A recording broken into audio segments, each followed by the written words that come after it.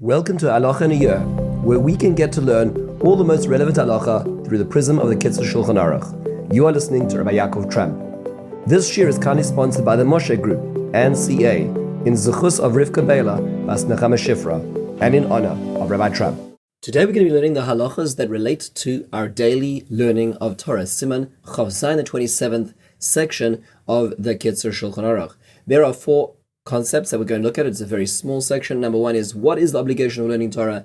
Number two, when? Number three, what? And number four, how? Let's jump straight in from the top. Concept number one, what is the obligation of learning Torah? We learn from a pasuk, V'agisa bo v'yom v'alada. You shall contemplate it. You shall think about it. You shall be immersed in it day and night, that there is a daily obligation of learning of Torah. Interestingly enough, most people do not know where that pasuk comes from, but it is from the first parak of Sefer Yehoshua, which makes a lot of sense, because this is the first time the Torah has been complete and is now being described by the next generation after the receiving of the entire Torah in its posterity. V'agisa bo, you will study it, you will contemplate it, yomam v'layla. So that's, as soon as we finish the Torah, that's the obligation of learning of the Torah itself. Let's look at some basic questions. Who is included in this responsibility? This is a mitzvah which is predominantly upon men. What about women? This is a very complex and fascinating topic in and of itself, is the chiyuv of Talmud Torah for women as well. There are many distinctions which are made, some distinctions between the written Torah and the oral Torah. Now those who say the woman is obligated in the written, learning of the written Torah, Tanakh, perhaps less so in the oral Torah. There are distinctions which are also made between learning and teaching. There are distinctions between the times that we live in which women are educated, and most of history in which women in general were not afforded education up till very recently in human history.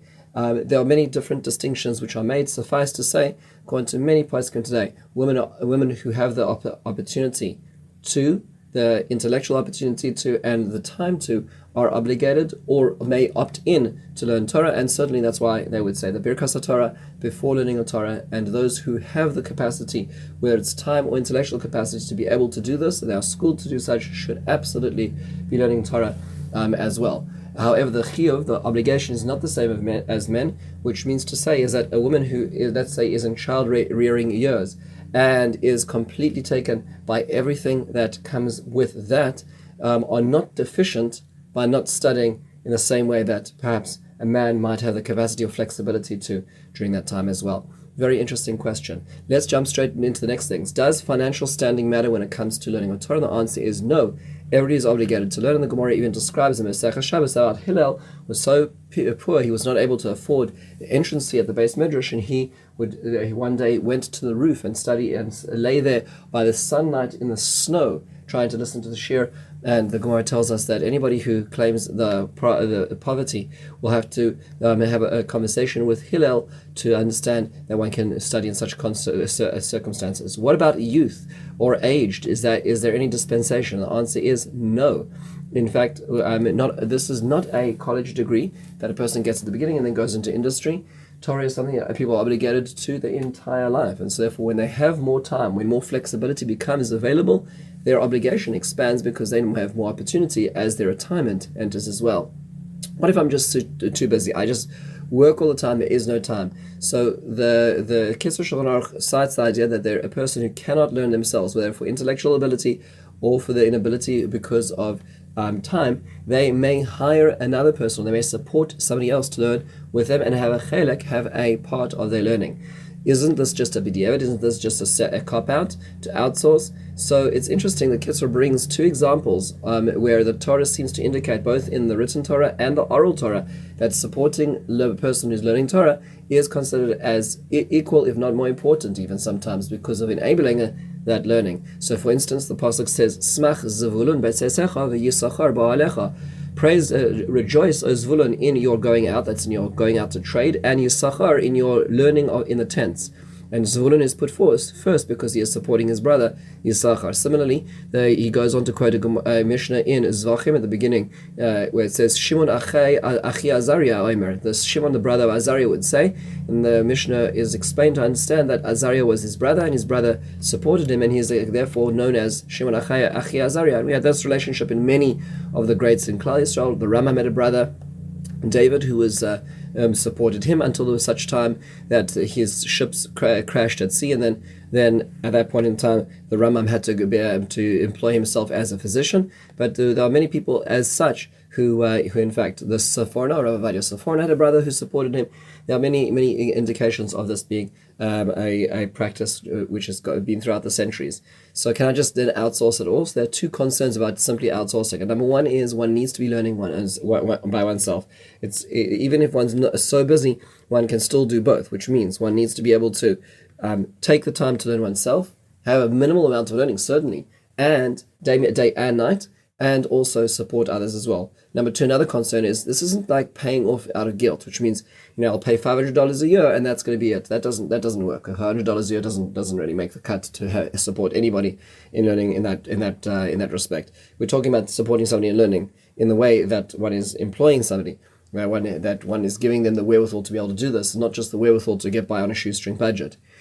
And similar, and the third of all is it's important to realize that one can outsource the obligation in a certain degree, but that does not replace the education that one is lacking at home, the example one is leading for one's children, and just simply living a life which is reflecting of the values learned in the Torah. So it's a wonderful thing to support others, but it should not overshadow the actually living the life which is reflected in learning Torah and having that as part of the predominant way that one has a conversation. Just the other day, I stopped at a gas station. Somebody called over and asked how I was, and then exchanged a devout Torah with me. I was in the barber salon the other day, and somebody was saying a devout Torah, and then the barber asked a question.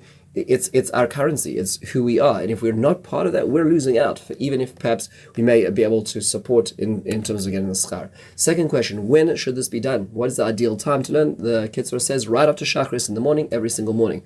What if I need to rush out? So he said you should at least try to have one pasuk, one mishnah that one learns before one halacha before one runs out. As well.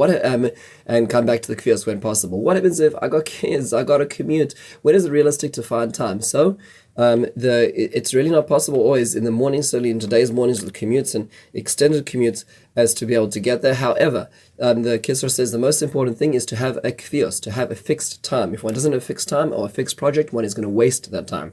And especially today where there are millions of commercials that are vying for our attention, clicks and subscriptions, that want to waste our entire life with making their agenda our agenda, we should have the agenda as to what we do, when we do it, and be able to be fixed and clicked in for that as well.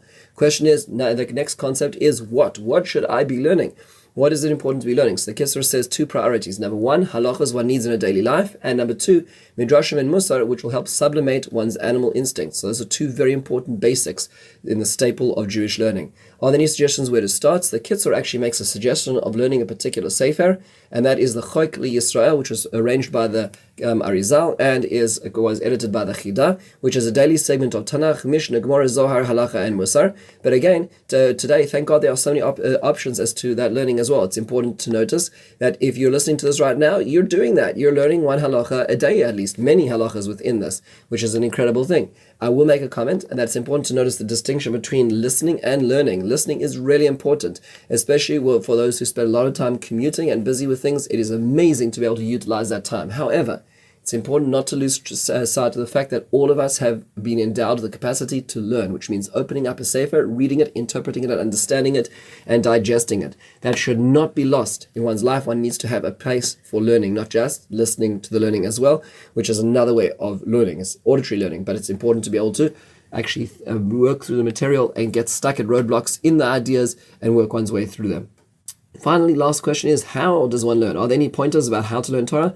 The Kitzur says, not so many, but we need to make sure to have respect for what one's learning. We'll see that in the next topic. And also, it should be read and articulated. So one shouldn't just be thinking in one's head. One shouldn't just be whispering. One should be saying it out loud and articulate it. Why is this important? That he quotes the pasuk, Lo yamush sefer Torah zemi picha. The Torah will not be taken away, will not melt away from our mouths, which means to say, if we articulate it, it will never leave us. What happens if I don't understand or I don't fully understand?